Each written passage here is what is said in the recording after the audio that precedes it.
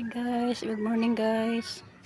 Nagdilig ako guys. So sang manok ko guys, dito man nag-itlog pala guys sa halaman ko guys. Oh. Oh. Ang gulat ko guys kay kita ko mang itlog dito sa halaman ko. Nawala na, nabasa na. Hindi na siguro ito mapakinabangan kaya nabasa na. Hindi na mabulok na so. Yan guys oh. Ngayon ko lang nakita, nandiyan pala ng itlog.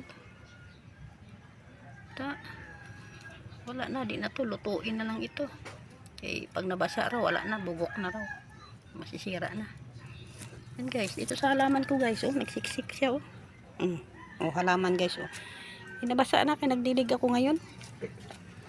Wala na, nabasa na oh. Nagdilig man ako ngayon. Nasayang. Di na siya magdami kay basa naman. Yan lang guys. Salamat guys.